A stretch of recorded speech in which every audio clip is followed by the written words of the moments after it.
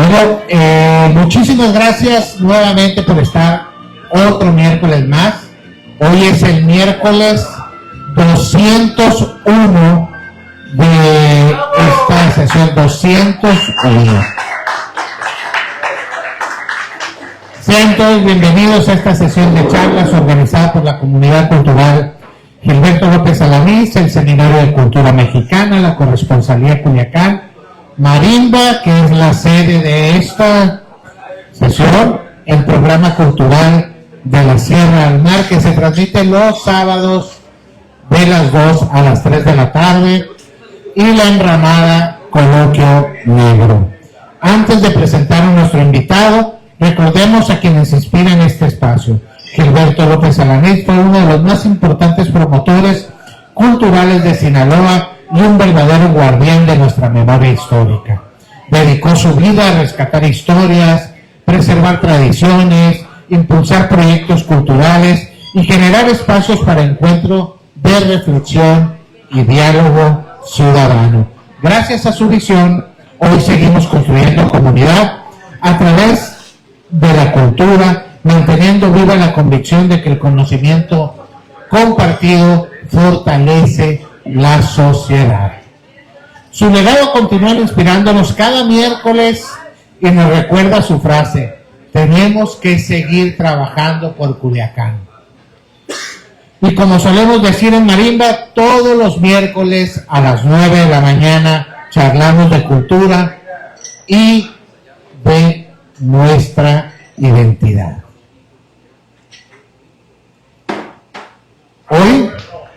Hoy nos acompaña el doctor José Salvador Cueto Calderón, director de estudios regionales con énfasis en América del Norte por la Universidad Autónoma de Sinaloa, máster en Relaciones Internacionales y Políticas Migratorias por la Universidad de Cádiz, España, y licenciado en Estudios Internacionales por nuestra alma mater UAS. Actualmente se desempeña como profesor investigador de tiempo completo en la licenciatura de Antropología Social de la Universidad Autónoma de Sinaloa, además de impartir clases en la licenciatura de Estudios Internacionales. Es miembro del Sistema Nacional de Investigadores Investigadoras e Investigadores, SNI, y del Sistema Sinaloense de Investigadores y Tecnólogos. Su trayectoria académica se ha distinguido por los estudios de los fenómenos migratorios, las relaciones transnacionales y los procesos de construcción social del espacio y la identidad. Ha participado en importantes proyectos de investigación nacional e internacionales, así como congresos especializados sobre migración en diversos países. Además, forma parte de redes académicas internacionales dedicadas al estudio de la movilidad humana. Es integrante de cuerpos académicos consolidados de investigación y participa activamente en la formación de nueva generación de investigadores mediante la dirección de tesis de licenciatura, maestría y doctorado. Autor y coautor de numerosos artículos científicos, capítulos de libros y trabajos de investigación, el doctor Cueto Calderón se ha consolidado como una de las voces más reconocidas en el estudio de migración y sus impactos sociales en el noroeste de México. Esta mañana nos compartirá la conferencia Tierra de Huellas, Migración, Identidad y Memoria en Sinaloa, un tema que a todos nosotros de seguro nos interesa y nos va a agradar. Recibamos con un fuerte aplauso al doctor José Salvador Cueto Calderón, por favor, y le cedo la palabra, agradeciendo siempre que esté con nosotros, doctor. Aquí, gracias, muchas gracias. No tan reconocido, tampoco. Agradezco mucho a los distintos colectivos que han tenido a bien a invitarme.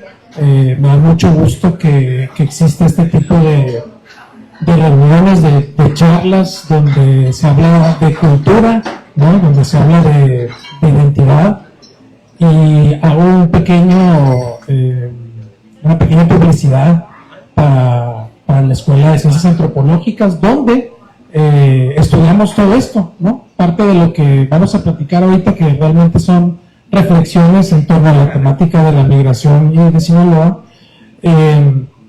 muchos otros temas culturales que seguramente han tocado aquí en sus miércoles de cultura, son temas de investigación que se llevan a cabo en la Escuela de Ciencias Antropológicas de la UAS.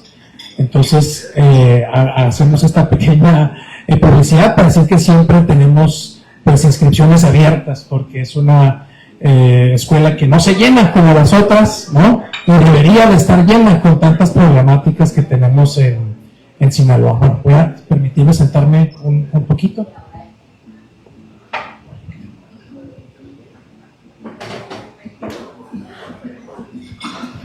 Pues bien, yo tengo aquí algunas notas, porque Jorge, a partir de una charla en otro espacio, pues tuvo bien a invitarme y pues preparamos, bueno, me dijo que le gustaba la idea de hablar de migración y me pareció una muy buena idea, porque muchas veces el tema de la migración se nos queda solamente con la gente que se va, ¿no?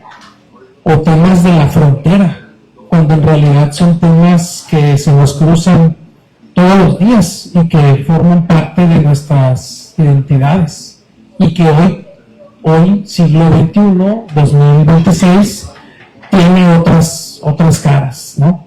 Pero, y cuando hablábamos sobre cómo llamar a la charla, pues así de buenas a primeras se ocurrió la idea de tierra de huellas, ¿no? Porque aunque no parezca, la migración está presente en Sinaloa desde siempre, desde tiempos remotos, ¿no? Como lo es la migración, una parte propia de la humanidad, como animales que somos en primera instancia, ¿no? Y los propios animales que migran, ¿no? Como las aves migratorias que conocemos y que tienen que ver por alimentación, por adversidad. Pues igual la humanidad ha migrado históricamente y nuestra tierra no se escapa de ello. Entonces me gustaría empezar con algo que todos hemos visto miles de veces y que casi no nos detenemos a observar, y es el escudo de nuestro estado, el escudo de Sinaloa, el que está en las placas, en los membretes, el que vemos en cada anuncio del gobierno, ¿no? Y si se fijan, y todos sabemos que es una pitaya, ¿no? Lo redondo de nuestro escudo, pero ese escudo tiene unas huellas, no sé si se han fijado, tiene unas huellitas así, ¿no? Y esas huellas pues no son un adorno.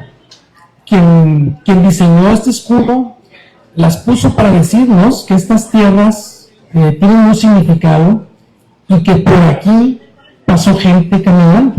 Esas huellas nos hablan del peregrinaje de los pueblos que cruzaron por aquí y evocan un poco al mito de Aztlán, ¿no? Que eso es otro tema de discusión que no es lo mío, porque yo no soy un historiador, ¿no? Pero se habla de que esta es parte de ese mito, de esta peregrinación mexica que llegó hasta el lago de Texcoco. Entonces, vemos en ese escudo también, en una esquina, dibujado a Culiacán, por ejemplo, con un nombre que viene del náhuatl, que es una lengua de unos que vinieron de muy lejos, del centro de lo que es nuestro país. En la otra esquina tenemos un venado, que eso ya sabemos que quiere decir que es Mazatlán. O sea que este escudo lleva más de 60 años diciéndonos algo. Y no es que no le hagamos caso, sino que, como dije hace un momento, a veces no le ponemos suficiente atención. ¿Y qué es lo que nos dice? Que esta es una tierra de huellas. Tierra de gente que llega, que pasa, que se va, que la corren. Y eso es de lo que quiero hablar un poquito. Así estas reflexiones en torno a la migración a grandes rasgos en Sinaloa. Pero antes quisiera hacer una pregunta aquí en este café que nos tiene reunidos.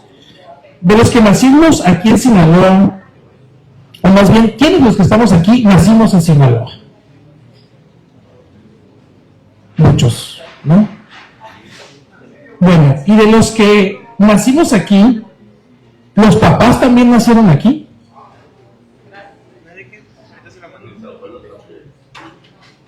¿Y los 4 abuelos también nacieron aquí? Bueno, hay muchos que sí, yo esperaba que también de repente salieran que no. Yo no, en mi caso no. Pero si nos vamos para atrás, hacia los bisabuelos, los tatarabuelos, no nos quedara ninguna mano levantada, ¿no? Y eso me lleva a otra pregunta. ¿Quiénes somos los de aquí? ¿Quiénes somos los de aquí? ¿Quiénes somos los sinaloenses? Y esta pregunta pues puede tener una respuesta pues incómoda, pero también bonita. Los de aquí somos, casi todos, los que llegaron de otra parte. No hay que irnos muy lejos en nuestro árbol familiar para toparnos con alguien que vino de fuera. La migración no es algo que nos pase a todos y no es algo que está nada más, no es algo que le pasa a otros que están allá en la frontera, como decía al principio. La migración es algo que traemos puesto, a veces está en el apellido, a veces está en algunas prácticas. ¿O de dónde vino el primero de nuestra familia?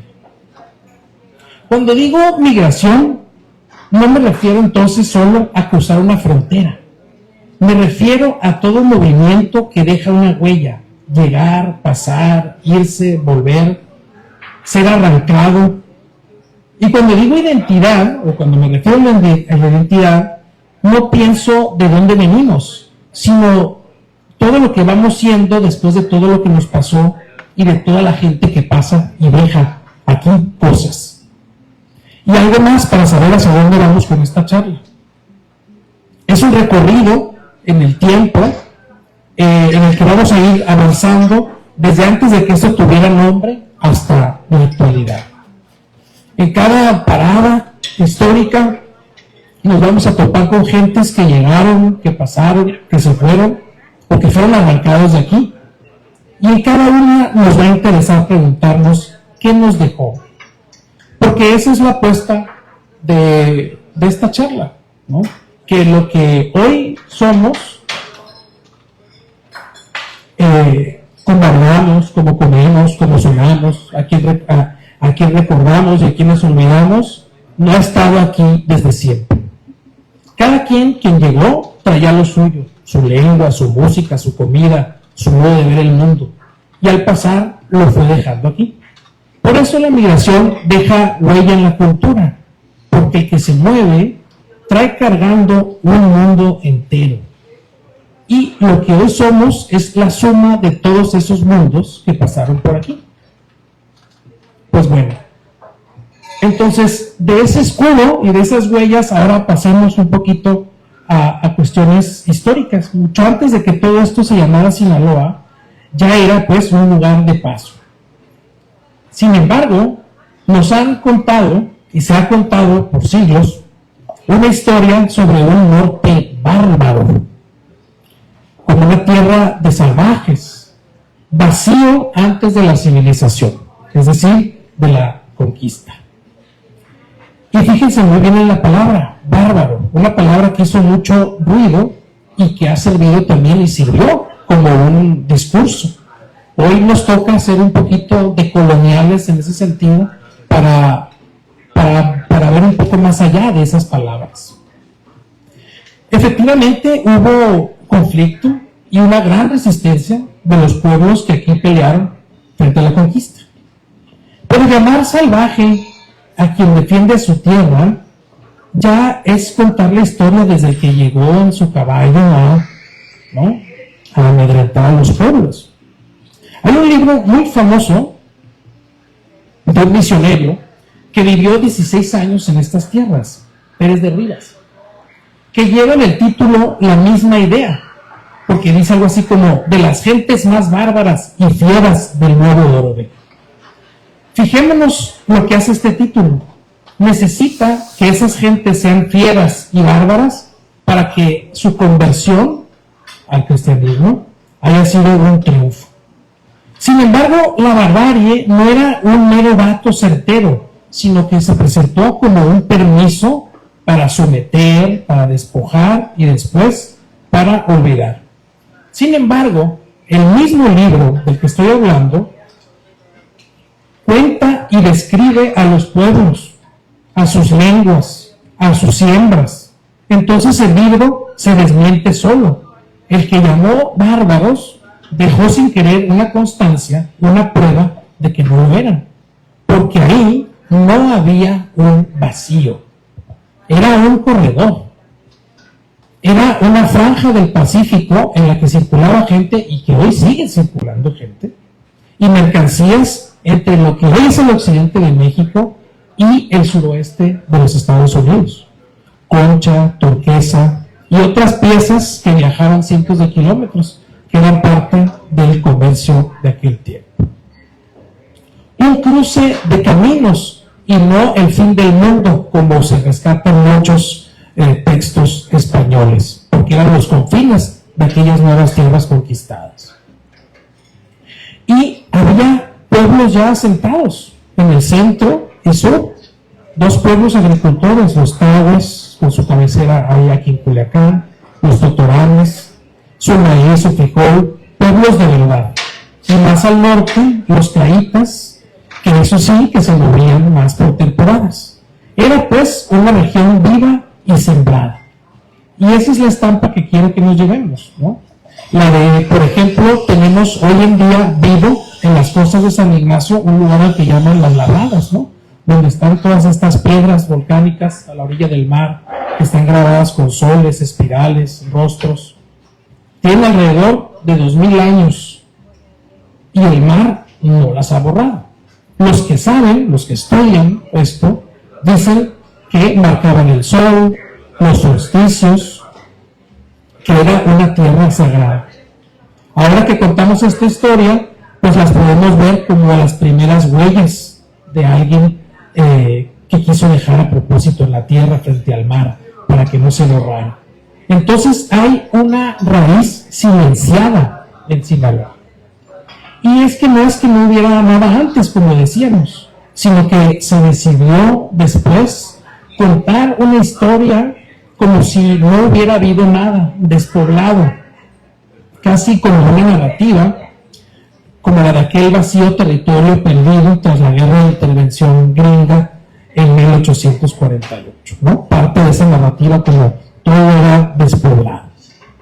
Por eso, cuando hoy en la actualidad, escuchamos que en Sinaloa no hay indios, por ejemplo, o que es pura mezcla, que es pura gente blanca, no estamos nombrando una ausencia que pasó nada más así sola, o que es una verdad, sino que estamos otra vez repitiendo ese último renglón de la historia, de despojo y de olvido, para seguir tapando muchas cosas. De todos esos pueblos, hoy queda uno vivo, que es el de los llorenes, ¿no? Que por cierto, hoy tienen una lucha muy peculiar, que vale la pena también para las charlas de aquí del Marino. Entonces, estos valles habitados se vaciaron con la conquista, pero se volvieron a llenar. Las epidemias, además de la brutal conquista, las epidemias de estas enfermedades nunca vistas y la violencia de la conquista del noroeste, encabezada por de Guzmán, uno de los más sanguinarios, arrasaron una población. En décadas mueren muchísimos. La tierra se queda sin gente. Pero, y esto es algo que no es que no se cuente, eso es parte de la historia y está ahí escrito, pero no se suele tener tan inmediato que estos territorios fueron repoblados, no nada más con españoles, que eran apenas un puñado, sino que se vuelven a repoblar con indios traídos del centro de México, porque la conquista del norte y también en el centro, la mayoría pues fueron indígenas, no fueron nada más las huestes españolas, tlaxcaltecas, mexicas, tarascos, que venían como aliados, intérpretes, soldados, pobladores, entendiendo que la conquista de estas tierras es 10 años después de la conquista de Tenochtitlán. Entonces, estos indios, tlaxcaltecas, mexicas, tabascos, forman parte de los soldados de la conquista y son un poco olvidados y son más tomados en cuenta aquellos que venían en los caballos. ¿Y cómo sabemos que pasaron por aquí? Porque también hay una huella que usamos todos los días, que son los nombres. Culiacán es náhuatl, de la lengua del centro. ¿Qué quiere decir exactamente? Ahí ni los que saben se terminan poniendo de acuerdo, porque, por ejemplo, se dice que es el lugar donde se tuercen los caminos, otros el lugar del Dios torcido, como viene en nuestro propio escudo, otros el lugar de los cholúas, la gente que venía del centro. Finalmente, todos coinciden en que es una palabra, una lengua del centro, traída de muy lejos de aquí. Mazatlán, igual, lugar de venados. Esos nombres no los pusieron los pueblos de aquí, los pusieron o los tradujeron los que llegaron del centro. Pero veamos bien el mapa, porque también tenemos otros nombres, ¿no? Momocorito y Guasave, que esos no vienen del náhuatl. Vienen de lenguas propias, como el caíta, el mayo, que ya estaban aquí. Entonces, de repente, el hecho de que algunas son iguales, pues no es ninguna sospecha, tiene razón de ser.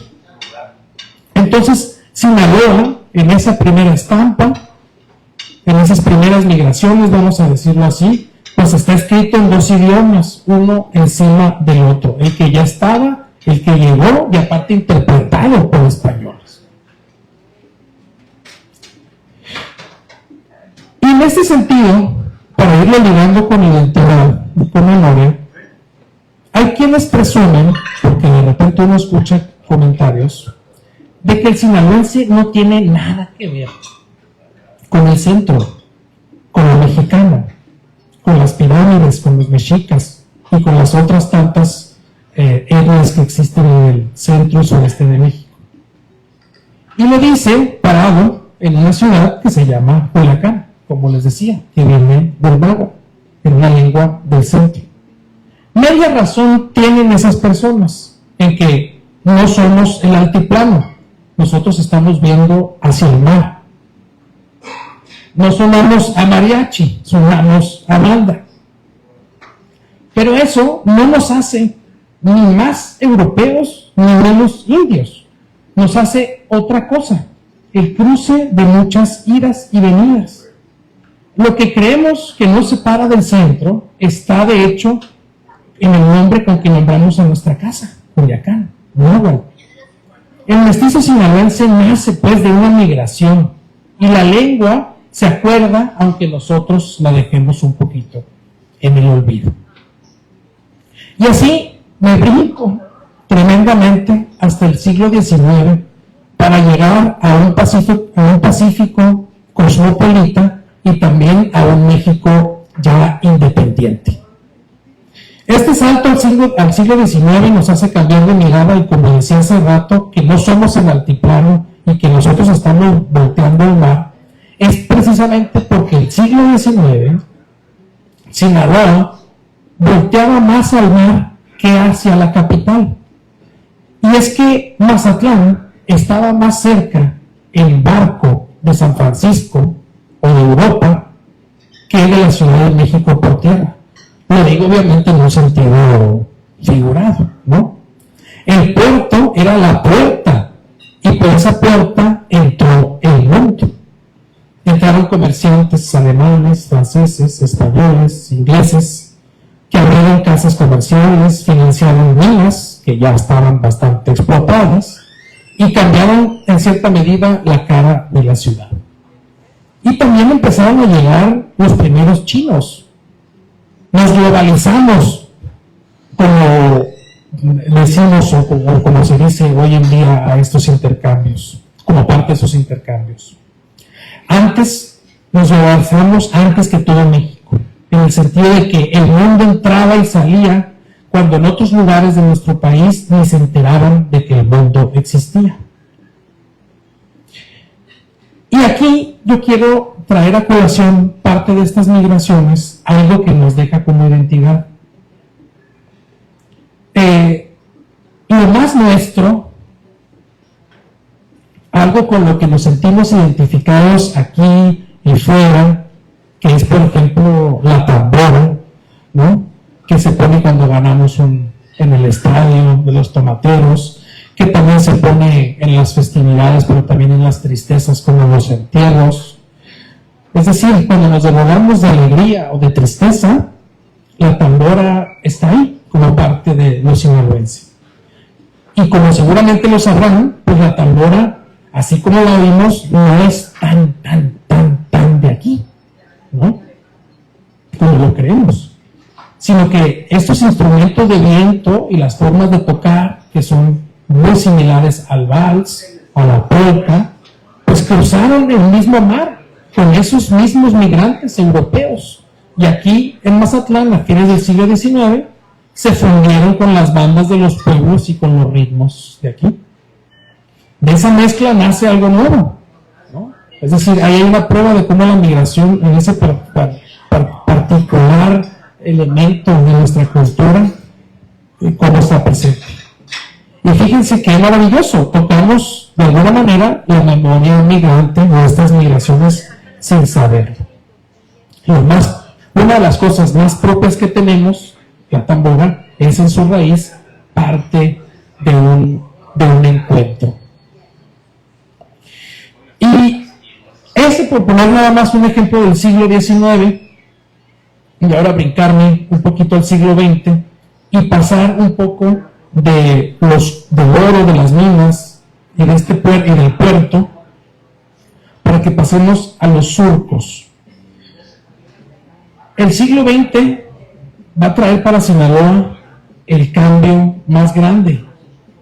Sinaloa se va a convertir en el granero de México, ¿no?, sobre todo hacia mediados del siglo XX, y es donde más, como dice un gran intelectual de aquí de Sinaloa, en su libro Sinaloa, una sociedad mediada, Ronaldo González Valdés, dice, pues no es hasta mediados de los 50 que empieza a cobrar relevancia Sinaloa para la nación, no que no importara, ¿no?, sino para la nación, en la historia nacional, vaya.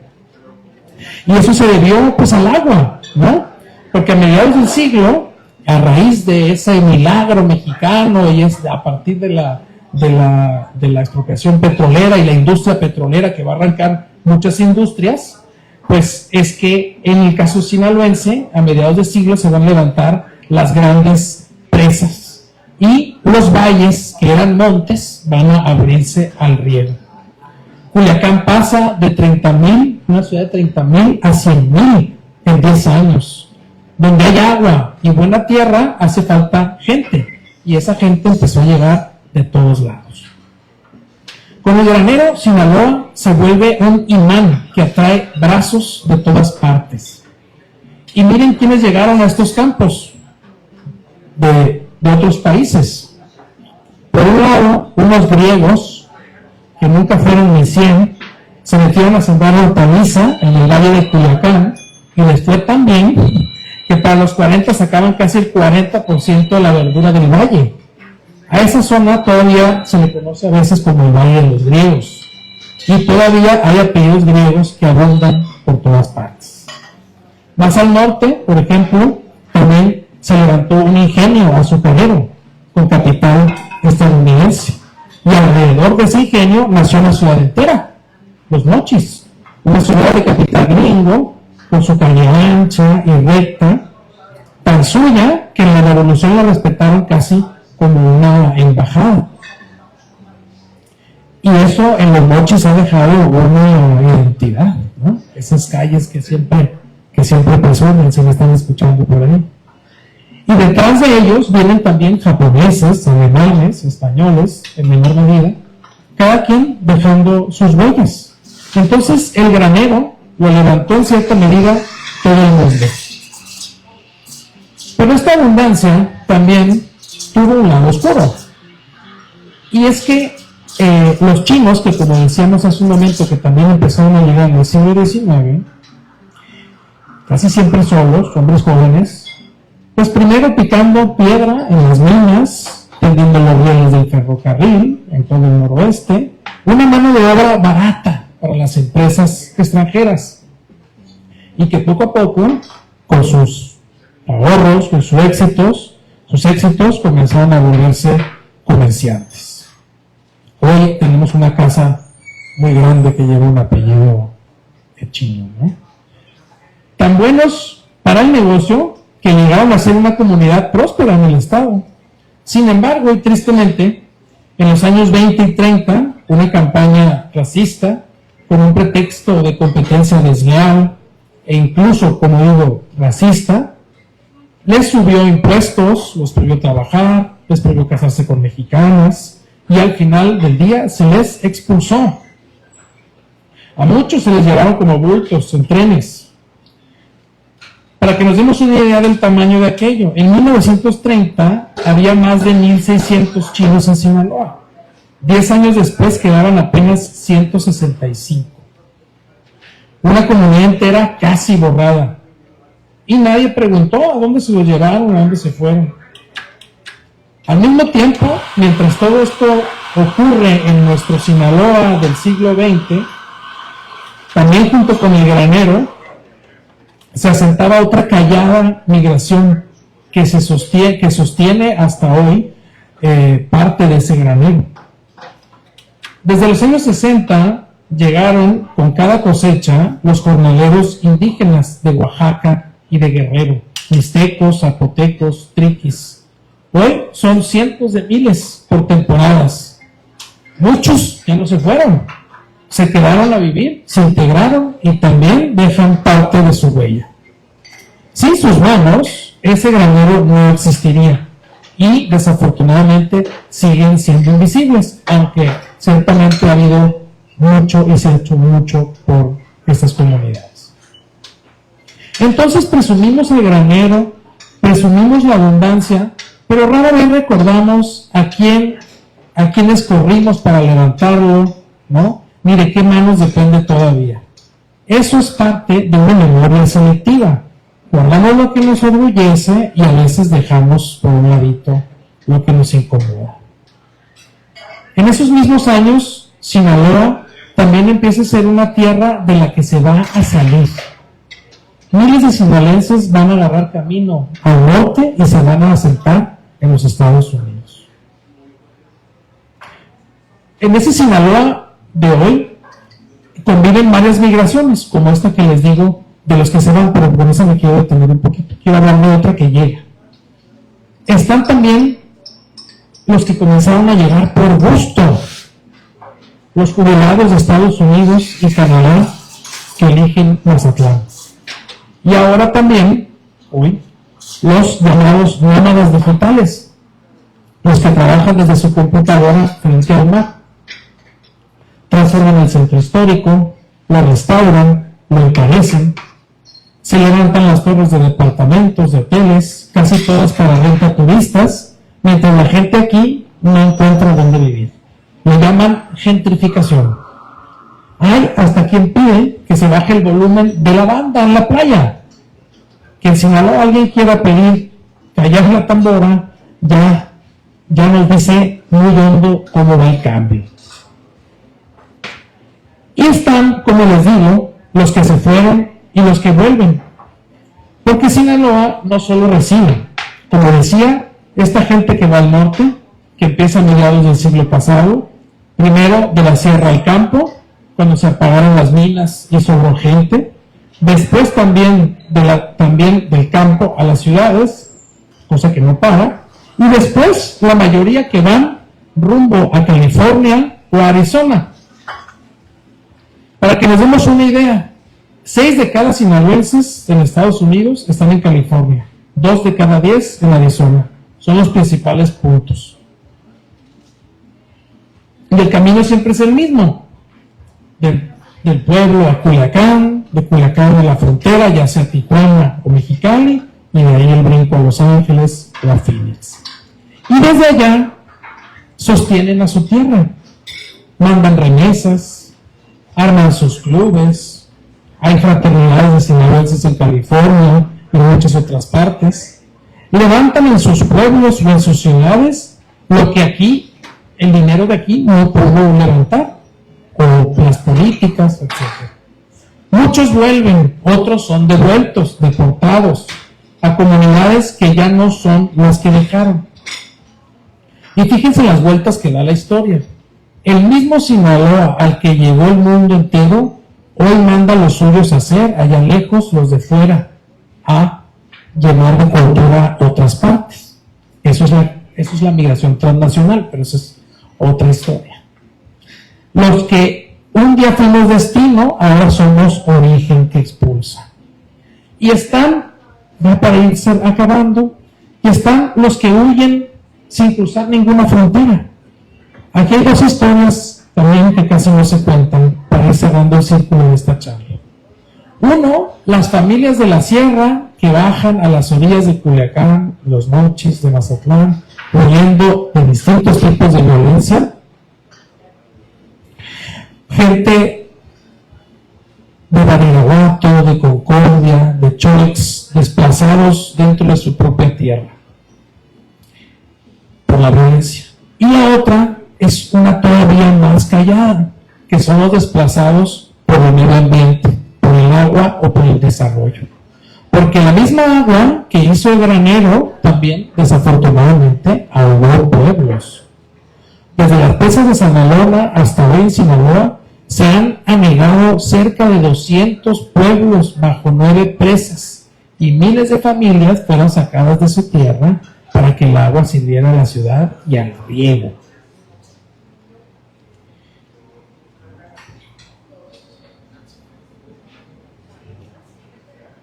Entonces estas son migraciones, son desplazados, dos veces, por el agua y por el plomo.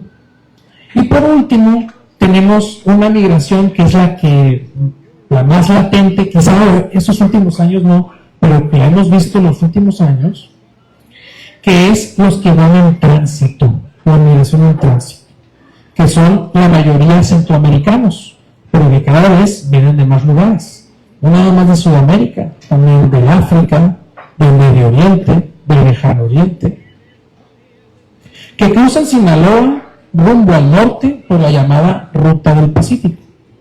Para ellos, Sinaloa no es un destino, aunque algunos se van quedando, es un camino. Volvemos un momento en la carretera, en la estación, y luego siguen. Sin embargo, como les digo, algunos se están quedando y algo traerán con ellos, culturalmente me refiero. El que llega por gusto, el que se fue, el que vuelve, el que huye dentro de su propia tierra y el que solo va de paso. Todas huellas del mismo presente. Y la pregunta que nos dejo, ¿somos capaces de reconocerlos a todos como parte de la misma historia? Y así volvemos para terminar con el escudo, como empezamos, con el escudo y sus huellas, que resulta que tenían razón. Por esta tierra no han parado de pasar y de llegar gente desde antes de que hubieran hombres. Los pueblos del corredor, los indios del centro que la repoblaron y le pusieron nombre, el mundo que entró por el mar, los griegos que sembraron, el gringo que fundó una ciudad con su ingenio, los chinos que corrimos, los jornaleros que los sostienen del sur, y hoy el que llega con dólares, el que se fue, el que vuelve, el que huye de la violencia o del agua y el que solo pasa. Cada una de estas migraciones dejó algo, cómo hablamos, en qué comemos, cómo sonamos, quién se quedó y a quién corrimos.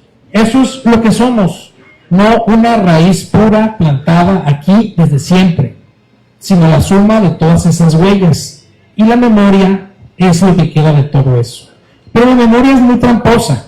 Guardamos unas huellas con orgullo y otras dejamos que se borren.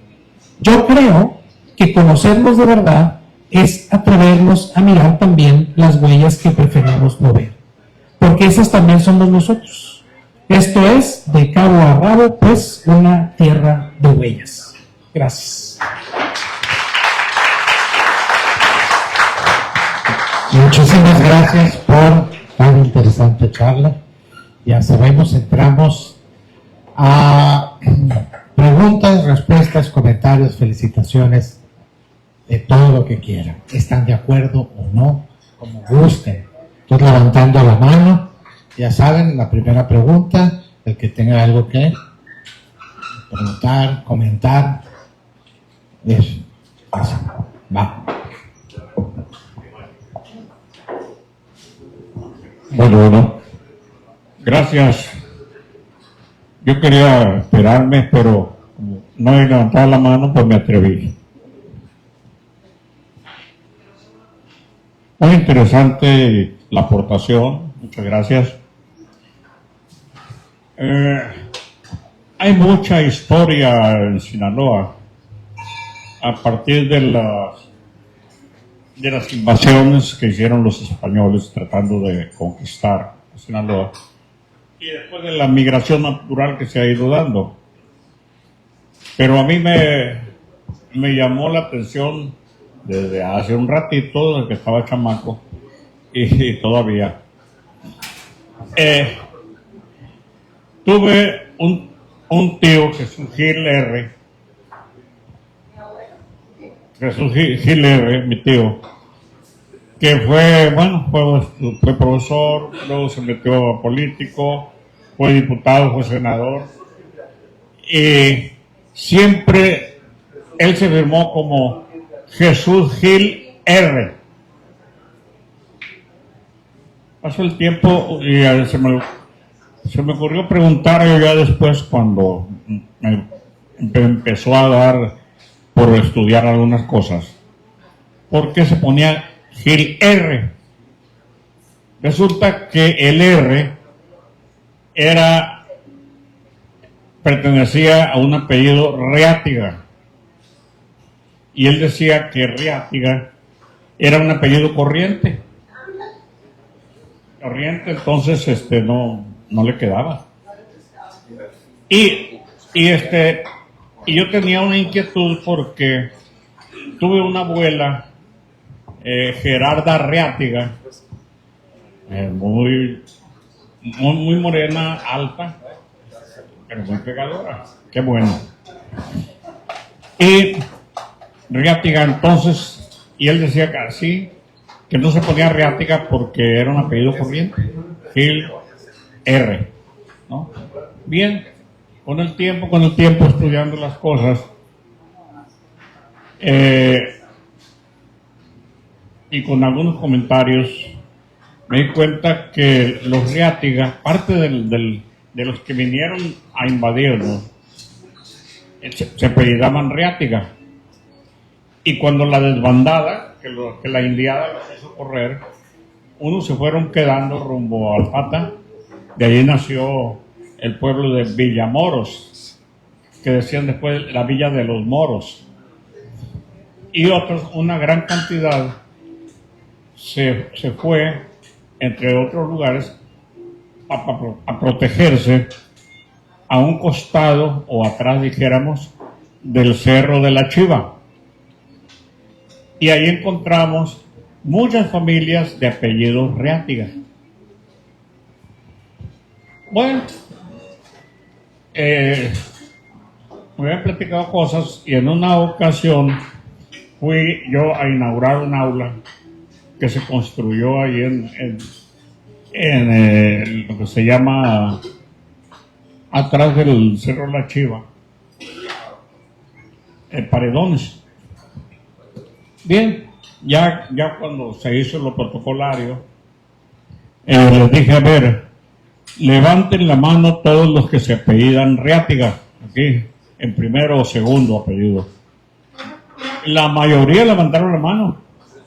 Entonces les dije, todos ustedes son parientes míos. Mi abuela era Gerarda Reátiga, y empezaron a cuchichear. Fulana de tal, oye, que hermana de Ruperto, hermana de Manuel, y cosas así. Entonces todos son mis parientes, le dije. Gerarda Reátiga, hermana de Santos Reátiga y hermana de Isabel Reátiga, mamá de mi tío Jesús Gil R., eran hermanas. Y dije, sí, fulana. Y ya me dijeron, el profesor me dijo, cuando calcule que hay aquí elote, venga si le vamos a hacer una tamaleada. Ya todos muy afectivos, muy saludadores, ¿no? Bueno, por nada. Actualmente, incluso, llevo muy buena amistad yo con uno que viene siendo parientón que le llaman el Chino Reátiga. Como era Chino Reátiga, el del estadio acá, el que tiene una ferretería. Y son de los mismos Reátigas. Entonces, habría tal vez un renglón interesante de estudiar. ¿Cómo se dio esa huida de mucha gente, soldados que venían porque el Reátiga, me puse a estudiarlo, resulta que es un apellido de la región vasca de España, muy guerreros. Entonces cuando la desbandada fueron y se refugiaron atrás del Cerro La Chiva, y ahora hay como 3 ranchos ahí que son descendencia de esa gente. Podría ser un estudio bueno, que Diego está desesperado por ir a estudiarlos. Y así deben de haberse dado muchas otras cosas, ¿no? Interesante. Perdón, termino, Diego. Y de chamaco me llamaba la atención que la mamá, mi tía Isabel, la mamá de mi tío Jesús Gilerme, era blanca, casi güera, con ojos muy azules.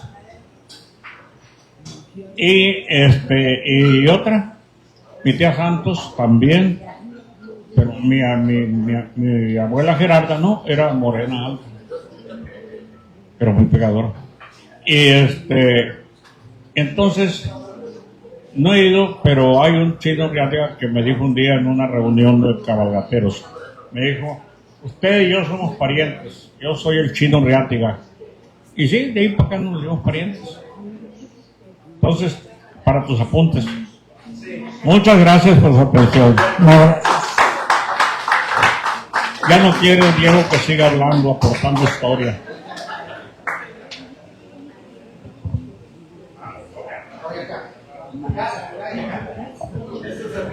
Gracias, sí, efectivamente debe haber muchas historias, pero esa no la voy a estudiar porque yo no soy historiador, pero se la llevamos a los historiadores en la Facultad de Historia de la UAS, que tienen bastante.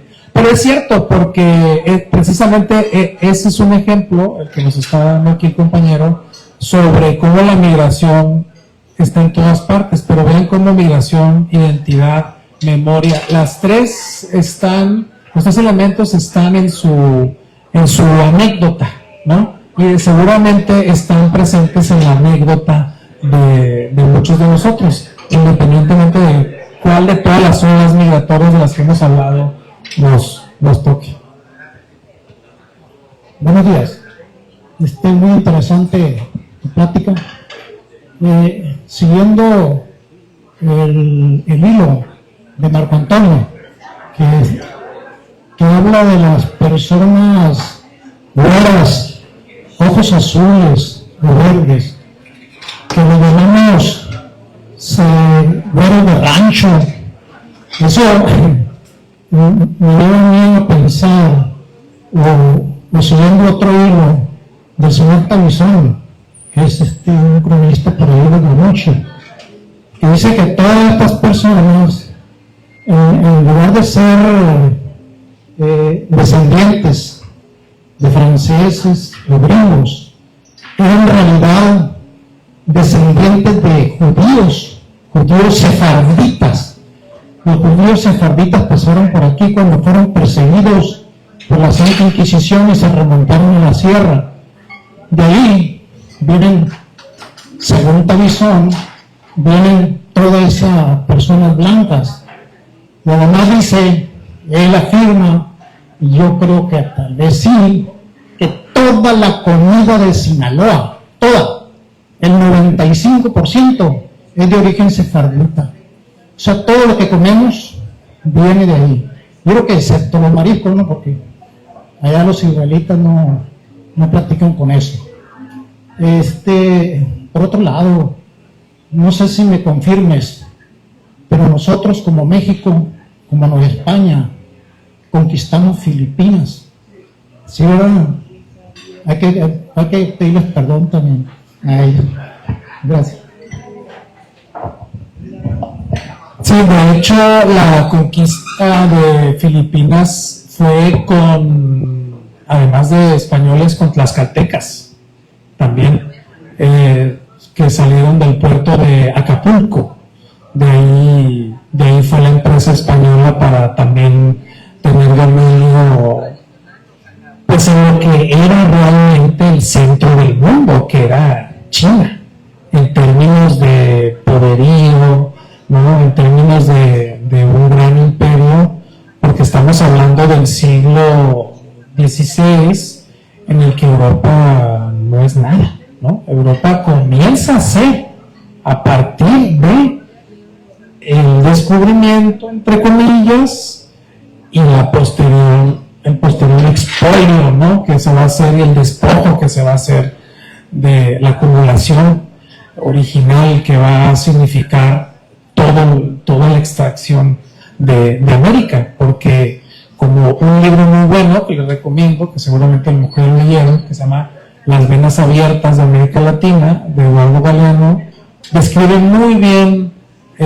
amén de otros trabajos históricos, cómo ese despojo no se quedó ni siquiera en España, ¿no? Ese oro, todos esos recursos, esa riqueza, iba a los hornos e industrias del norte de Europa, donde más adelante surgirá el capitalismo, ¿no? Entonces, efectivamente, aquella conquista de las Filipinas con tlaxcaltecas, pues tenía que ver con esa intención de dominio del mundo europeo. Perdón. Muy bien. Me da mucho gusto escucharte y escuchar esa explicación tan necesaria para los sinaloenses, porque Sinaloa no es solamente Culiacán, efectivamente.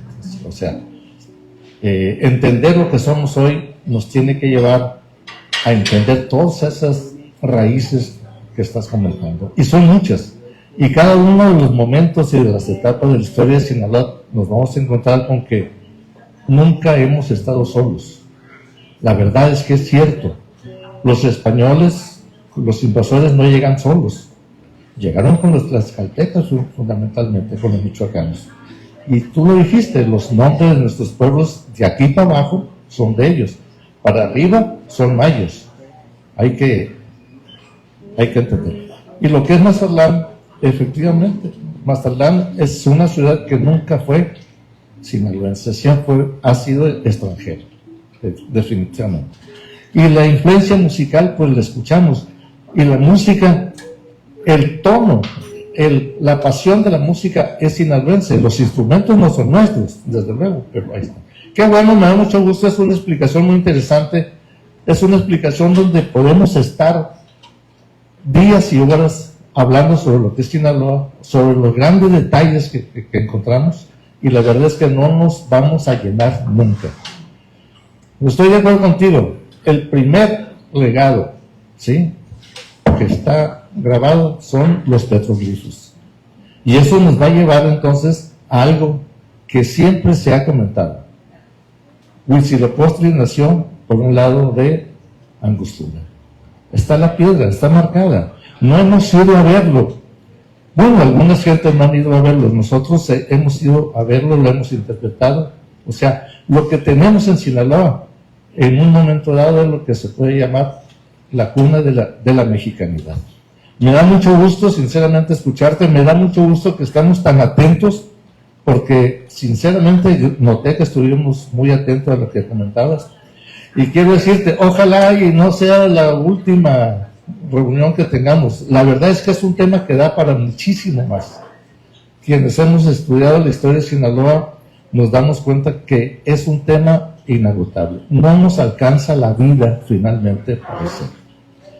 Por mi parte quiero decirles, el primer Vidales que encuentro yo registrado aquí es 1762.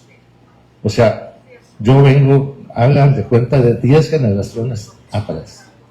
O sea, nosotros hemos estado aquí durante casi 280 años. ¿Sí? Me da mucho gusto, sinceramente. Felicidades.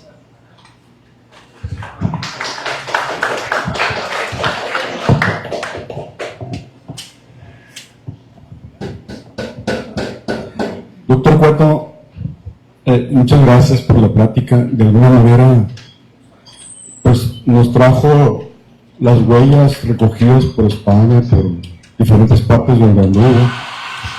Y con esta plática, pues nos trajo desde los pueblos salvajes, entre comillas, hasta la gentrificación que tenemos en algunos pueblos como Mazatlán, que reniegan algunos de las costumbres de los que aquí estamos.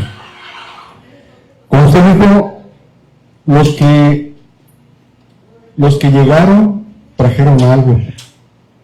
Y una vez que se van, nos dejan ese algo. Entonces, de esos pasos, de esas huellas, nos van marcando, nos van forjando una identidad.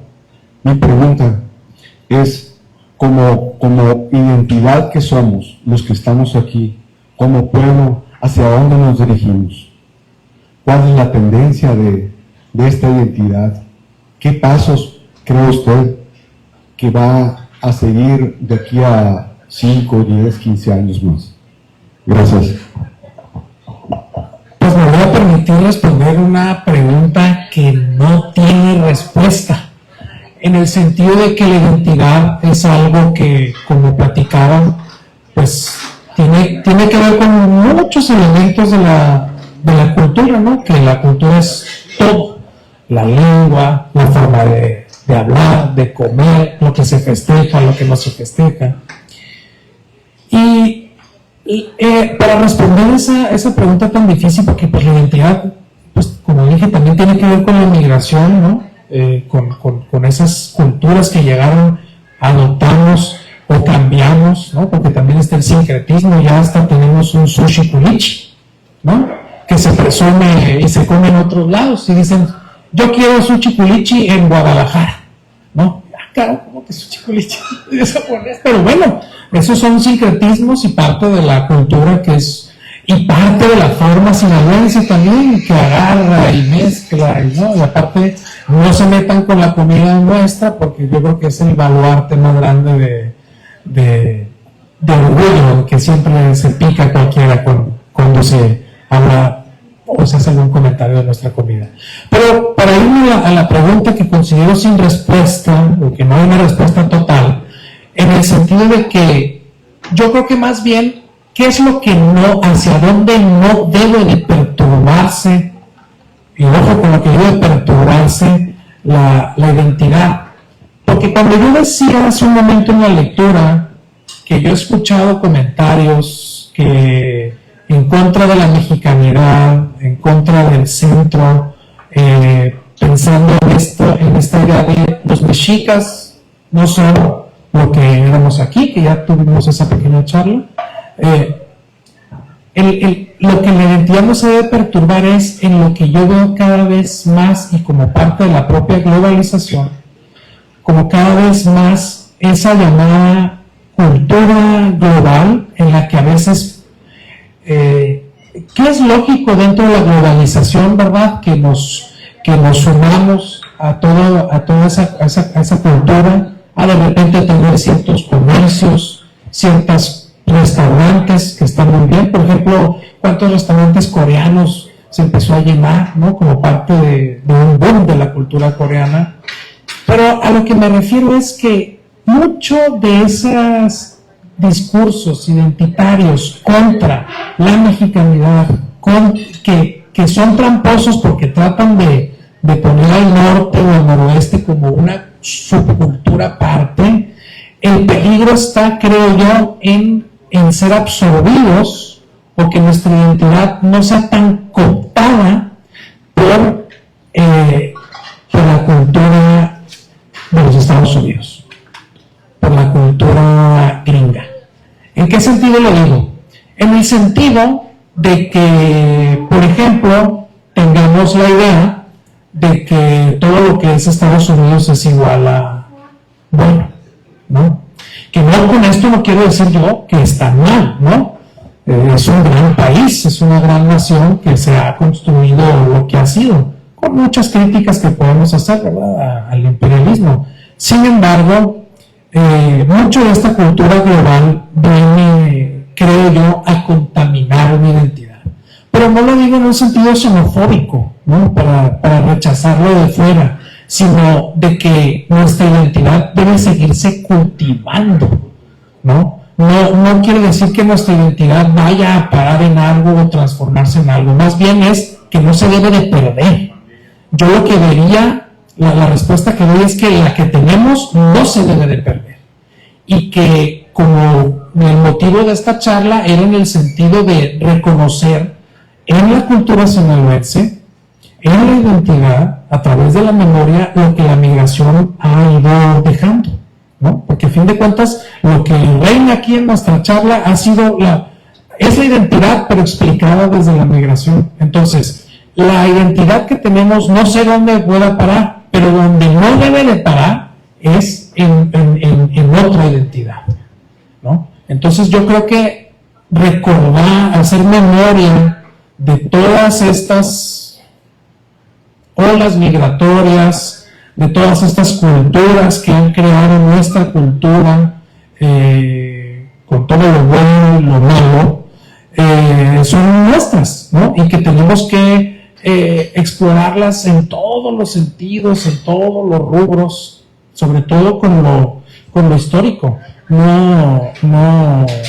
Y curiosamente, pues este grupo pues gira en torno a López Avanís, un historiador, ¿no? Y la historia es vital para entenderlo todo, ¿no? No se puede explicar nada sin la historia. Por eso de repente uno a veces escucha comentarios muy tontos y dices, bueno, pues esta persona no sabe nada de historia, ¿ok?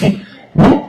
Entonces, por eso la charla fue un recorrido histórico de esas olas migratorias. Entonces, la respuesta, repito, no es totalmente no es tan fácil, más bien sería luchar por no perderla, ¿no? Por reconocer todo lo que tiene y por seguirla engrandeciendo, reconociendo también las cositas que están mal, ¿verdad? Porque también en los últimos años nuestra identidad, nuestra cultura, pues ha sido manchada por una cosa ahí que ni siquiera quiero nombrar, ¿no? Fea, pero que no nos define, ¿no? Eso no tiene por qué definirnos. Entonces, la identidad nuestra tiene que rescatar todos esos valores, precisamente ante, pues por un lado, que eso motiva muchas cosas, enciende muchos debates, ante una injerencia de los Estados Unidos como la está viendo actualmente,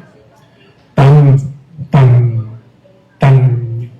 evidente y tan dura, histórica, la verdad, es muy importante que nuestra identidad esté firme. Entonces, esa sería la respuesta a tan complicada pregunta. Bueno, el concepto de identidad siempre me ha hecho mucho ruido y desde joven pues me impactaba de cierta manera, hasta el grado que mi madre repudió el apellido de su papá porque era blanco. Mi papá es un indio yaqui, negro, azul, negro. Entonces todo eso nos impacta, pero siempre es bueno saber quiénes somos, qué queremos ser y hacia dónde vamos, que podríamos llegar a ser. Sin embargo, este tipo de pláticas nos complica las cosas porque pues vemos que cuánta gente metió mano en lo que somos. Por eso de la identidad, creo que en cierto nivel sale sobrando. Creo que debemos centrarnos en qué somos desde lo humano, de lo que somos, lo que vemos, lo que ve la gente, lo que nos sentimos. Eso se tendría un sentido práctico. Pero esa plática nos complican las cosas a los que buscamos la identidad. Y aparte nos sale la Chabela Vargas con que el mexicano nace donde quiere. Nos empeora las cosas porque a final de cuentas, si queremos ser lo que somos, pues vamos bien. Desde luego es un gran debate ese, ¿no? Pero, y en el sentido de que la identidad no debe de ser excluyente, ¿no? En ese sentido es en el que la estoy planteando, ¿no? La identidad en el reconocimiento, no en la exclusión, porque efectivamente hay ciertos discursos de identidad, narrativas de la identidad que terminan excluyendo. Son los que han impactado a las poblaciones migrantes, ¿no? Por ejemplo, en los Estados Unidos un discurso de identidad, un discurso anti-inmigrante, racista, excluye a cientos de poblaciones y de comunidades. Es la identidad en el sentido del reconocimiento, no de exclusión, pero efectivamente son grandes debates los que salen. Buenos días a todos. Quiero felicitar a José Salvador por su exposición. Es un tema muy importante, y los que estudiamos historia, pues estudiamos las migraciones, como dijiste, desde las huellas en el escudo, la migración de los que estaban en Chametla cuando se supo que había oro en el Perú por allá. Se fueron todos los españoles, dejaron solos, que se tuvo que volver a fundar por Ibarra, ¿verdad? O la gran migración que hubo de sinaloenses que se fueron a California, y que todos los pueblos casi de California son fundados por gente de aquí de Sinaloa principalmente. Nakayama tiene un librito muy bonito de eso, de los pioneros sinaloenses de California, ¿verdad? Yo les quiero comentar de una migración que me tocó vivir a mí. Yo soy de Cozalá. En la época del gobernador Calderón, yo era estudiante en la escuela normal, pero iba todos los fines iba seguido a Cozalá. Hubo una represión tan fuerte con la campaña Cóndor, en todo lo que es la sierra, que la gente pues la golpeaban, le quitaban lo que tenía, le comían el ganado. Entonces la gente se bajó a las poblaciones sinaloenses. No sé si pasó lo mismo en Badiraguato, o en Choix, o en Sinaloa de Leiva, pero en Cozalá, toda la gente de la sierra, mucha gente huyendo, se vino a Cozalá. En Cozalá, pues, no es por presumir, pero ya había un poco más de nivel cultural, porque es un mineral antiguo, llegaron muchos extranjeros, había escuelas, siempre hubo cura, parroquia, pero hubo un choque cultural entre la gente que venía de Durango, de todos los pueblos de Durango, con la de Cozalá. Por ejemplo, en un baile, las muchachas de Cozalá estaban sentadas, iban al baile y tenían su mesa. Las de Durango no, estaban paradas. Y los hombres de Durango no se sentaban, se ponían parados y hacían una rueda alrededor de los bailadores para agarrar a la muchacha que sentara, pues. Son otras costumbres. Lo mismo en la cantina. En el espectáculo de la cantina, los cozaltecos, una mesa. Los de Durango, en cuanto empezaría la primera bailarina, te tapaban todo el frente, parados y con un racimo de bote en la mano. Y cuidadito que los quieras quitar, porque son muy bravos, pues. Por lo regular, la gente que baja de allá usa armas y les gusta traer la fajada. En cambio, en Cozalá, el que cargaba un arma, la cargaba oculta, se la tapaba con la camisa. Los de Durango no, la traían por fuera y a que se le atorara. Pues hubo un choque cultural entre la gente que bajó por la campaña Cóndor. La otra costumbre que vi yo en la gente de Durango, que las bodas en la sierra es invitación a comer a todos. Llevan a los niños, a la abuelita, se llevan a todos. Y en Cozalá ya era con invitación. Es decir, no puedes entrar si no lleva invitación. Los de Durango llegaban con la esposa, con la abuelita, con los niños, porque era boda, decían ellos. Y que en las bodas todos tenían derecho de entrar. Entonces hubo muchos conflictos. Pero poco a poco, las escuelas donde estaban los niños de Durango con los niños de Cozalá fueron haciendo amistad y se fue limando. La otra situación que noté yo, que en Cozalá la sociedad era muy elitista. De primera se espera por apellidos. Aragón, Corrales, Salcido, primera. Segunda, Colín sabe porque Colín estudió en la primaria allá, y Carrillo. Entonces, cuando llegó el narcotráfico, Los otros tenían apellido, pero los narcotraficantes tenían dinero. Era la época de los gomeros. Entonces ya los gomeros, con dinero, tuvieron acceso a los bailes de los ricos.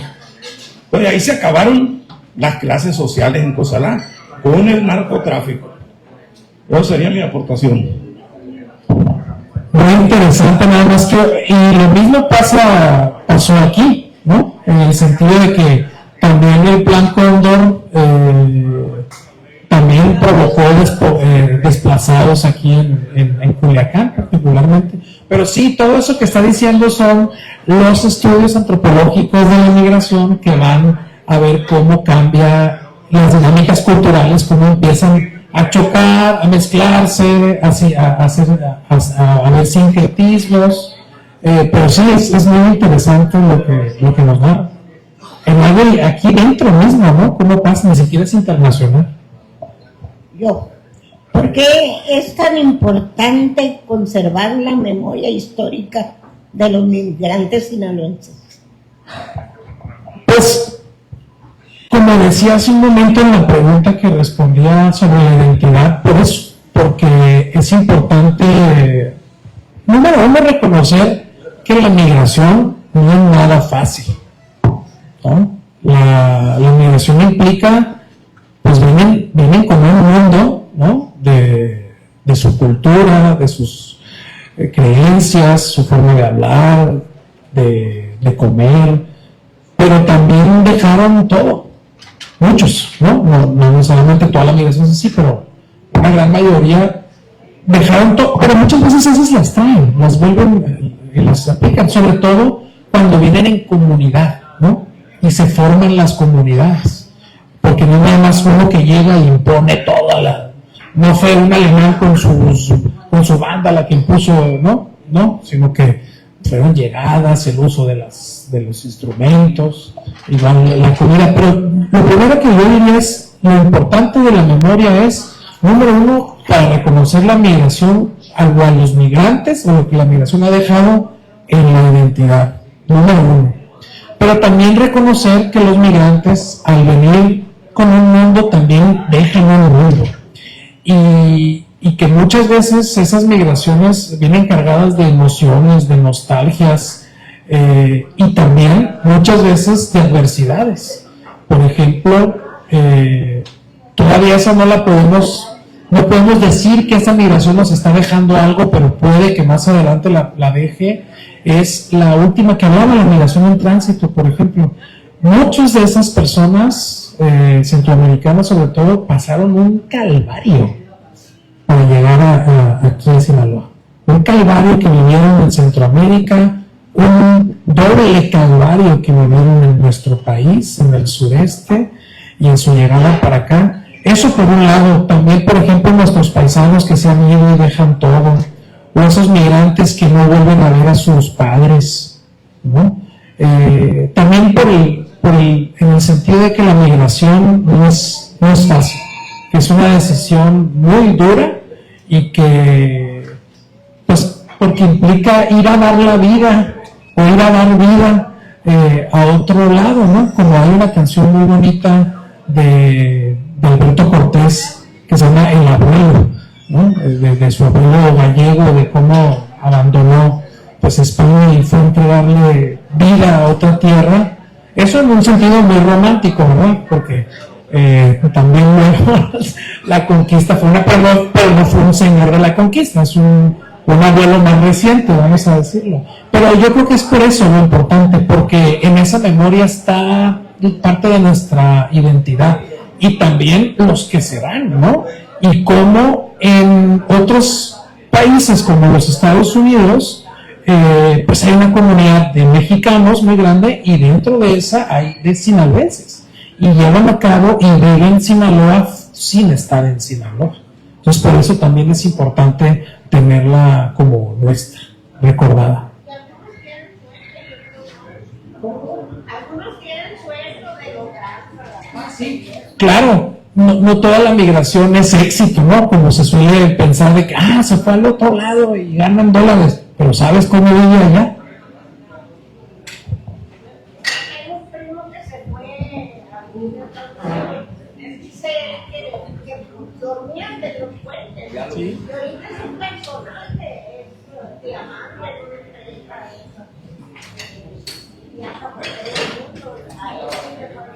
Sí, hay casos, hay muchos casos de éxito, no todo es feo. Cuando escuché tu currículum, pensé que iban a centrar la plática desde el punto de vista antropológico, ¿no? Ya escuchando el recorrido histórico que hiciste, la verdad que es muy importante, es muy interesante, pero muy amplio este tema, ¿no? Porque son los componentes que tú explicabas, la migración, identidad y memoria en Sinaloa. La cuestión de la migración, bueno, pues ya está sobradamente explicado. Sin embargo, aquí en Sinaloa, creo que, como tú lo explicabas ahí, lo que tuvieron que ver cada uno de los momentos, históricamente la minería, por ejemplo, ¿no? Luego la agricultura. Todos sabemos, Culiacán tenía alrededor de 50,000 habitantes cuando se construyó la presa Sanalona, que fue la primera presa, y que fue la explosión aquí en Culiacán. En el 49 fue cuando se inauguró la presa de Sanalona, que precisamente, el 48 creo, el 49 fue cuando falleció el presidente municipal de Culiacán, Mariano Romero, que murió ahogado ahí en la presa de Sanalona. Entonces, esto ahí, y también la influencia de los griegos, pues, ¿no? Yo le preguntaba a don Andrés Comides, que tú lo conociste muy bien, Quintín, él fue el penúltimo gerente del mineral de Nuestra Señora, un griego, políglota, nacido en la isla de Chipre, y yo le decía a él, porque él se casó con una cozalteca, venía cada 6 meses en verano y en Navidad, y yo le decía, oigan Andrés, ¿y usted por qué no se junta con los griegos de Culiacán? No, me dijo, es otra historia, o sea, no, él decía, los griegos que llegaron a Culiacán, pues llegaron sin nada, ¿no? Prácticamente aquí hicieron la riqueza, ¿no? Y obviamente que también la minería, yo tuve una experiencia en una reunión que hubo en Querétaro. Me encontré una vez con el senador, un senador que no recuerdo si era de cuál estado, era por el estado de México, no recuerdo exactamente, se llamaba José Luis Lamadrid Sousa, y me encuentro y me dice, paisano. Y yo dije, ¿paisano por qué? Era un señorón, ¿no? La verdad. No sé, yo soy cozalteco, nacido en Guadalupe los Reyes, ¿no? Nacido en Guadalupe los Reyes. Y fue precisamente que de las familias que emigraron cuando se cierra el mineral de Guadalupe los Reyes. Y también está otro caso como el Martuchelli, que era un investigador de la UNAM, muy reconocido. Entonces, y a mí me extrañó cuando me dice paisano, dije, pues paisano, pues, y ya me dice, yo soy cozalteco, yo nací en Guadalupe los Reyes. Y bueno, y ahora la verdad, nos pusimos a platicar y la verdad, pues, todo muy interesante. En cuanto, y vemos ya en el recorrido que se ha mencionado, cada una de las actividades de la economía, cómo han influido. Obviamente, como aquí lo decimos, todo desarrollo y todo progreso tiene costo-beneficio. Se paga un tributo en cada uno de los momentos. La identidad del sinaloense, ¿cuál es la identidad del sinaloense?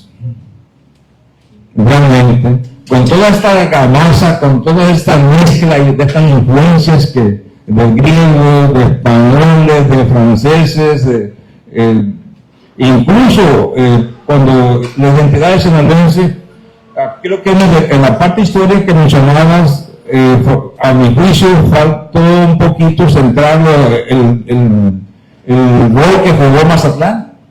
Mazatlán en la cuestión de migración, en la cuestión de la identidad, pues tiene un papel muy importante. Incluso, si ustedes se han dado cuenta, actualmente los mazatlecos de Mazatlán, pues, como decimos, los nacidos en Mazatlán, cuando tú les preguntas fuera de Sinaloa, ¿de dónde eres? No te dicen que eres de Sinaloa, te dicen soy mazatleco, soy de Mazatlán. Ellos te dicen soy de Mazatlán. No dicen soy de Sinaloa, soy de Mazatlán. Y obviamente Mazatlán, pues, todos sabemos cuando fue el puerto más importante, ¿no? Porque pues sabemos en el tiempo el rol que jugó, y vemos nosotros, por ejemplo, en las familias mazatlecas, el número amplio de apellidos extranjeros. El sonido.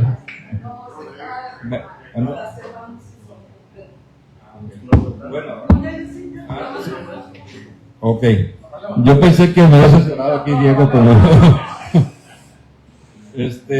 y bueno, cuando hablamos de la identidad sinaloense, pues vemos nosotros que hay distintas identidades, digamos, y lo vemos en el caso a mí me llama mucho la atención.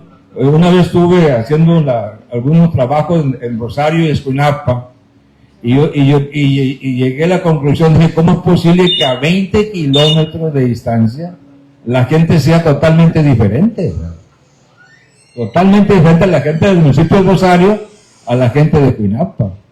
Y me llamaba mucho la atención cuando las señoras, pues digamos, como dicen ahora, o como los clasifican alguien por ahí, las señoras fifí, llegaban a una fiesta en bicicleta, con zapatillas.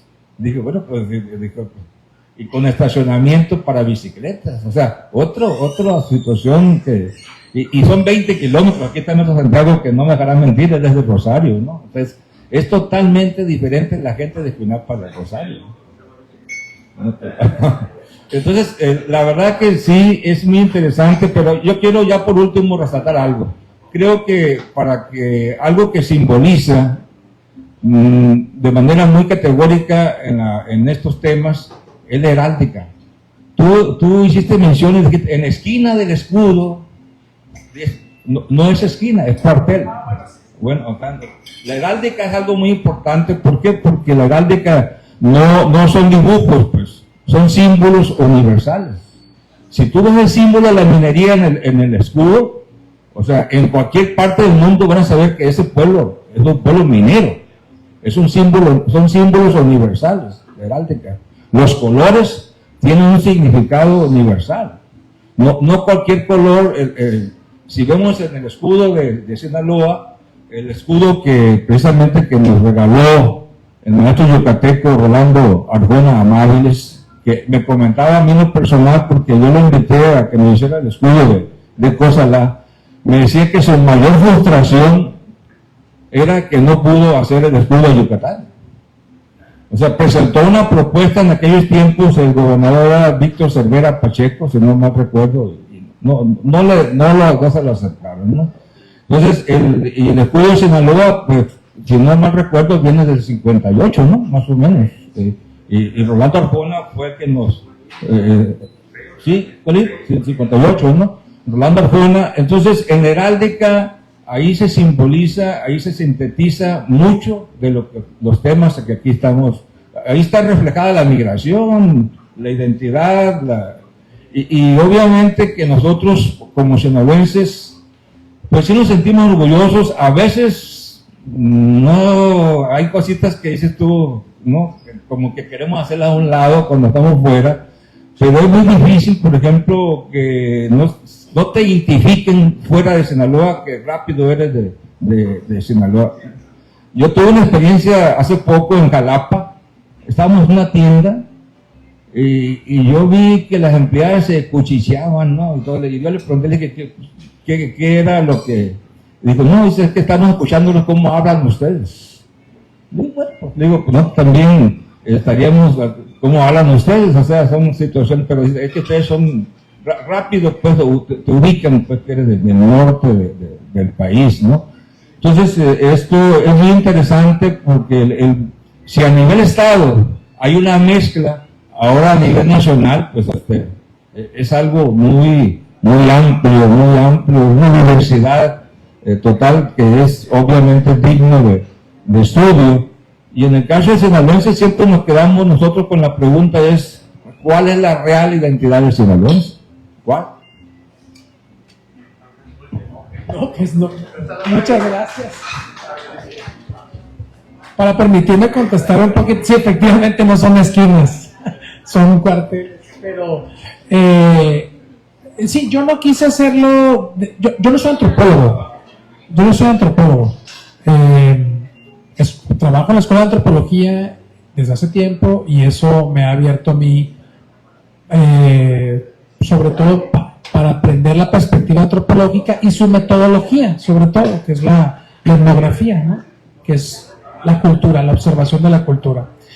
Y también no me centré tanto ahí porque quise hacerlo muy largo y todo el recorrido, entonces, pero sí, ciertamente tiene toda la razón ahí que Mazatlán, por eso cuando lo dije, el Pacífico cosmopolita, porque fue un mundo, ¿no? que se abrió ahí, y esa conexión más cercana con otros países y ciudades de otros países más que con la propia Ciudad de México.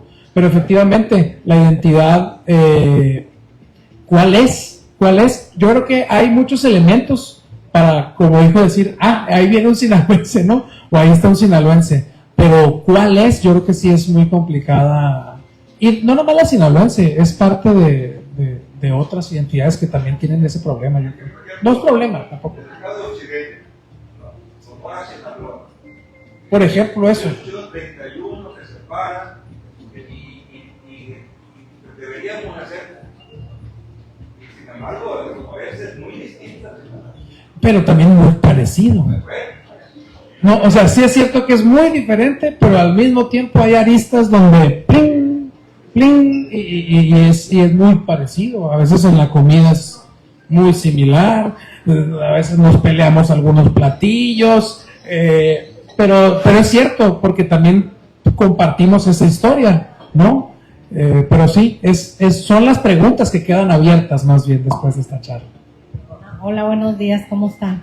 Yo quisiera, de acuerdo a lo que te he escuchado, yo tengo la creencia o el conocimiento, el desarrollo aquí en Sinaloa, ¿por qué se da? Por ese encuentro entre grupos migrantes. A ver, primeramente, ya no quiero ser repetitiva, pero a fines de los 40, por ahí en el 38, llega una de las grandes primeras migraciones que fueron los michoacanos, que quizá muchos no sepamos, que abrieron el vaso de la presa de Sanalona con la hoz, ¿sí? O sea, no lo abrieron con tractores, no lo abrieron, lo abrió una mano de mexicanos, primeros grupos de migrantes, que eran enviados por el general Lázaro y les avisaba, ahí van 2 furgones con michoacanos de tal parte, acomódales, y ahí van 3 pesos para que les des de comer diario.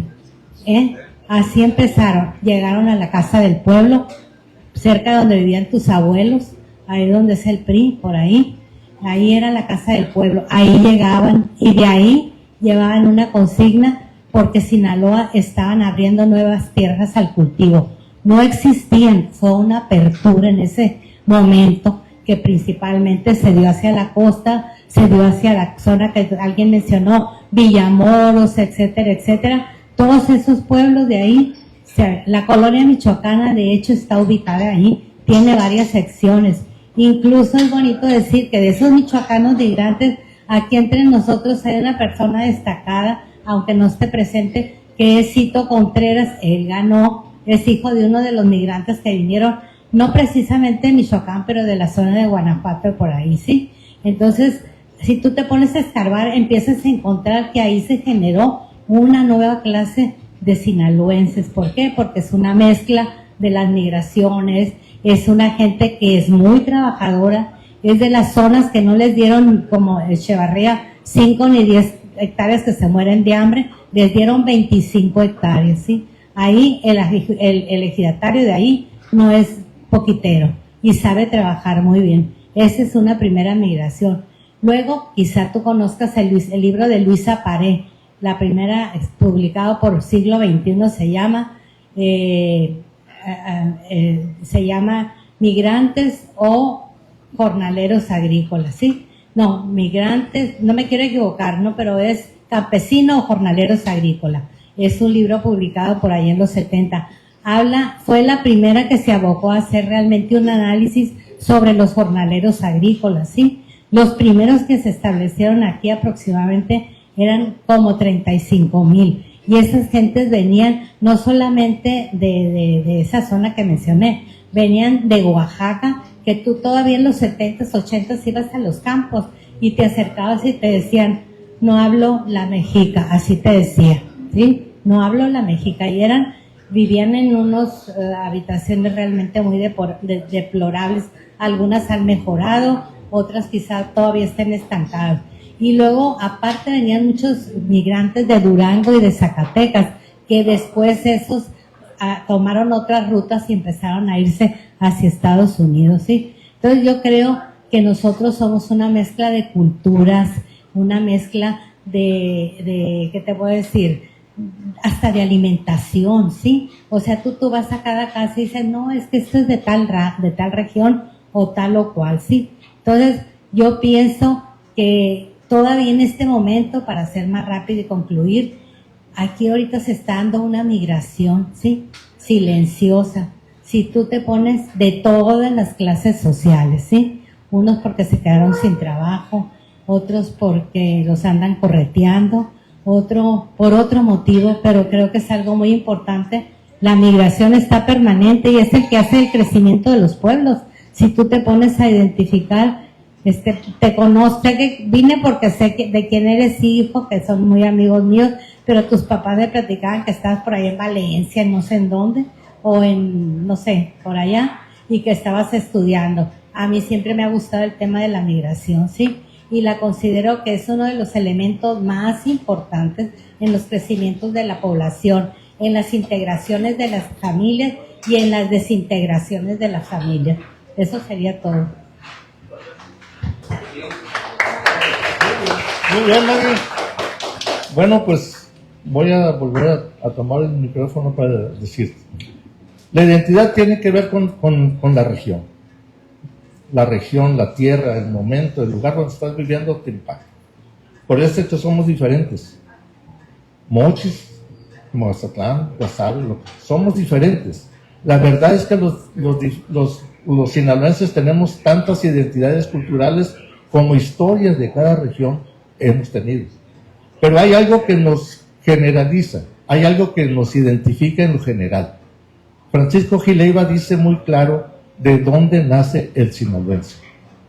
Aquel niño, ¿sí?, que es el producto del español y el indígena y que fue despreciado por los indígenas durante mucho tiempo, que no podía ser español ni podía vivir como los indígenas. Con el tiempo, ese niño va a ir desarrollándose hasta que la Revolución Mexicana le da la oportunidad de convertirse en la fuerza central de los ejércitos revolucionarios sinaloenses. Ahí empieza. Pero ¿qué nos caracteriza? Permítanme decirlo, yo he corrido a Sinaloa desde hace 50 años. He conocido lugares que no debería de haber conocido, no deberían de habernos permitido. Los grupos indígenas, tehuecos en particular, me dieron el privilegio de conocer parte de sus ceremonias. O sea, como esas, en 50 años, vaya, no nos acabamos en una plática larga. Pero ¿qué nos identifica? Somos trabajadores. Eso no nos puede quitar nadie. Somos un pueblo trabajador. Hemos hecho de esta tierra lo que hemos querido hacer de ella, ¿sí? ¿Qué más tenemos? Somos un pueblo que busca ir hacia mejores destinos, mejores niveles.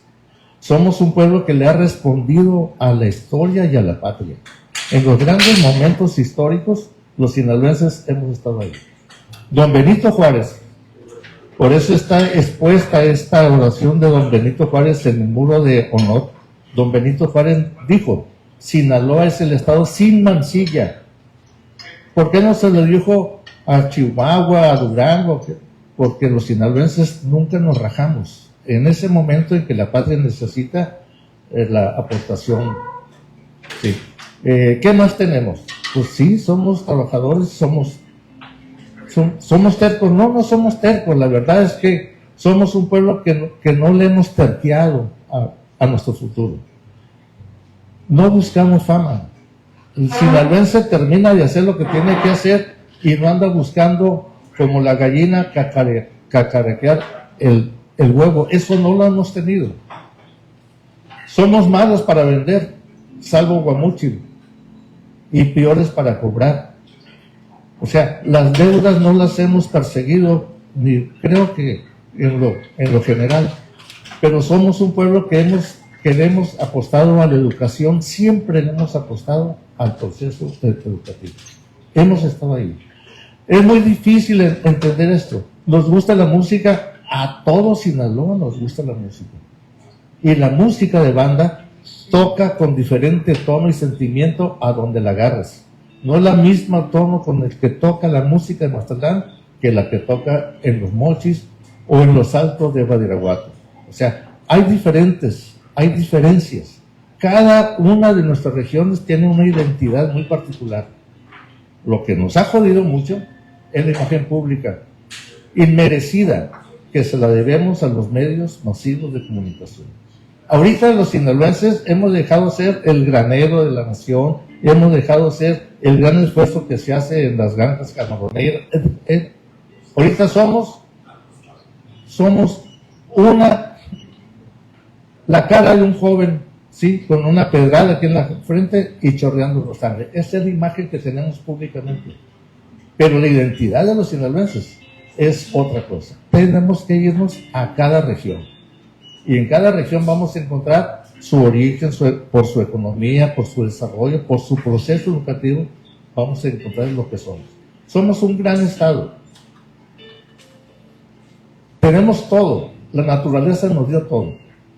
¿Qué es lo que nos ha faltado? Nos ha faltado una generación de sinaloenses que crea en Sinaloa. No hemos formado a través del proceso educativo en este momento la generación de sinaloenses que ocupamos. Los jóvenes están más preparados, tienen más acceso a la tecnología de información, pero no están pensando en Sinaloa. Nuestro proceso educativo no ha hecho en estos últimos años como lo hicieron con nosotros. Creo que nosotros fuimos formados en esa idea, ¿sí? O sea, no ha formado en estos momentos la generación que Sinaloa necesita para despuntar. Y somos tan especiales, ¿sí?, que estamos negándonos a todo. La potencialidad de Sinaloa está en el desarrollo industrial de Topolobampo y lo estamos negando absolutamente. O sea, nos estamos negando hacia el futuro porque no hay una generación, ni viejos ni jóvenes, que tengan fe en el futuro de Sinaloa. Estamos en un momento muy difícil, sinceramente. Muy complicado. Somos el producto de muchas influencias, definitivamente que sí, culturales, sociales, históricas, de donde han venido. Pero en este momento estamos nosotros, yo me imagino, en un release donde o caemos al vacío o tendemos el puente que nos lleve hacia un mejor estado sinaloense.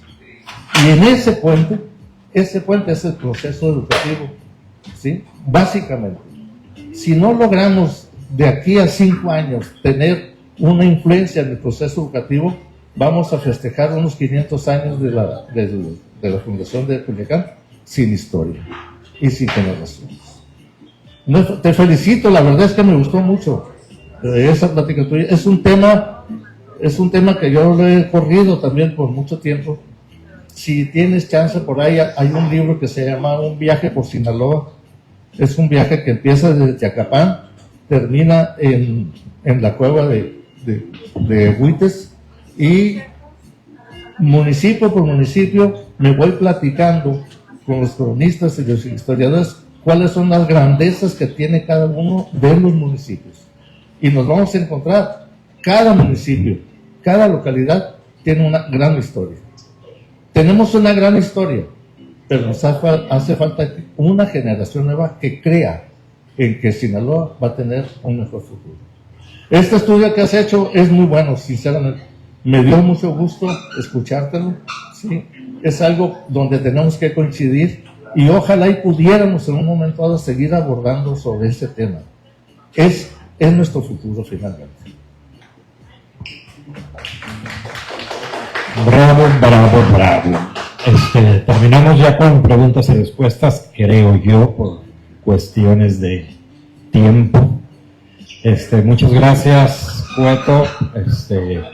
¿No? Hoy hay mucha gente que trae costumbre de otro lado. En Bachoco le recomiendan a las mujeres, a las muchachas, que no se casen con alguien de Bachoco, porque el sinaloense es muy borracho y el de Guanajuato le pega a las viejas.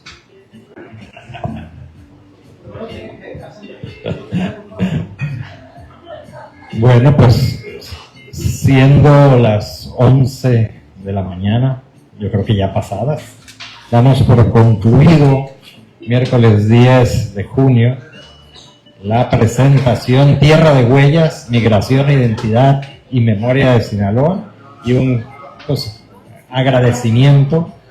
Te debería haber entregado un diploma, pero nos quedaron mal con el diploma, pero hacemos la forma.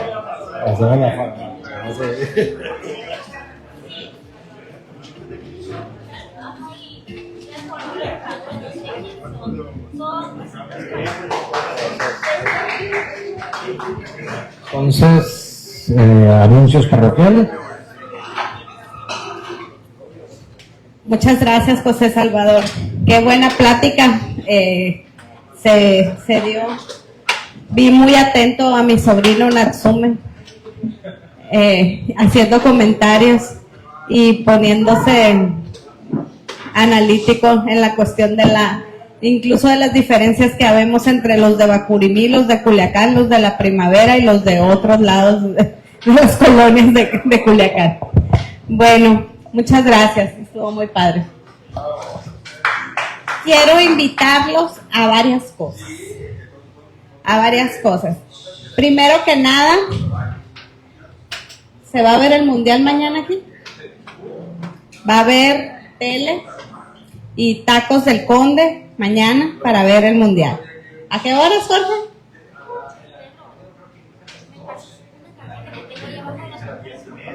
Ok, a partir de las 10:30 de la mañana va a haber cosas aquí. Tenemos la semana que entra la charla 202, exactamente. Déjeme nada más que se me perdió. Va a estar interesante.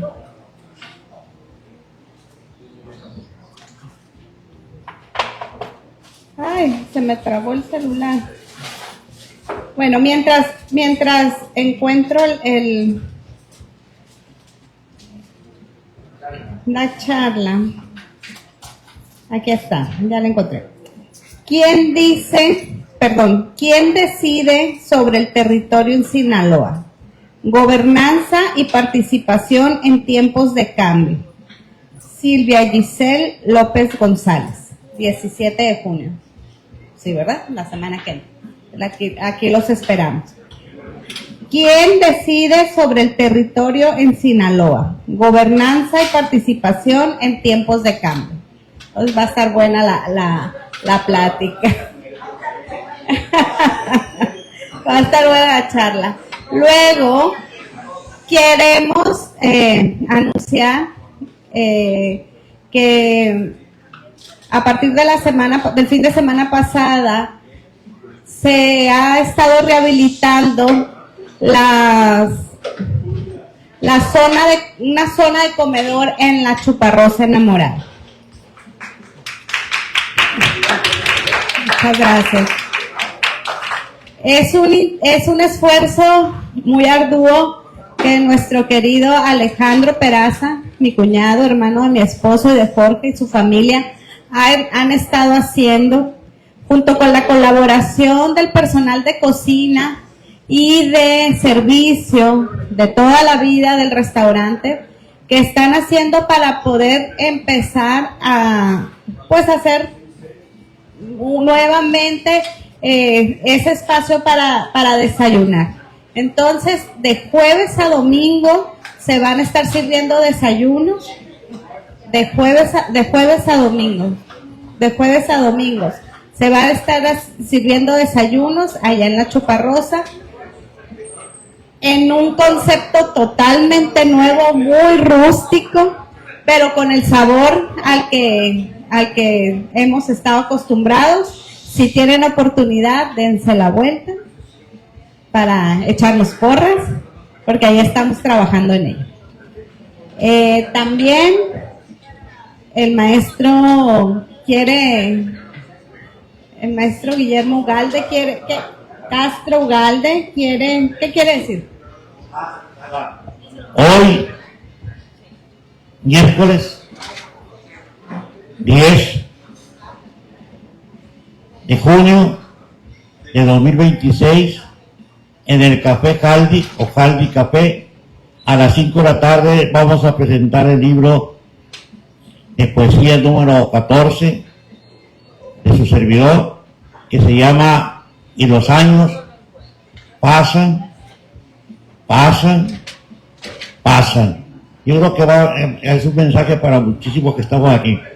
Así que los invitamos a que estén presentes en la presentación de este libro. Muchas gracias, Cachita. Muchas gracias por darnos la oportunidad. Así que vamos a presentar este libro. Se van a divertir, créanme, se van a divertir si asisten.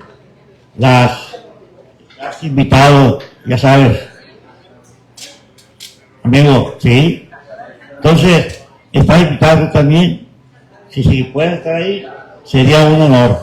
Gracias. Muchas gracias. Pues bueno, damos por terminada la sesión. Los esperamos sábado 2 de la tarde en el programa Radio Cultural de la Sierra al Mar por Radio UAS, como todos los sábados. Gracias y nos vemos el miércoles.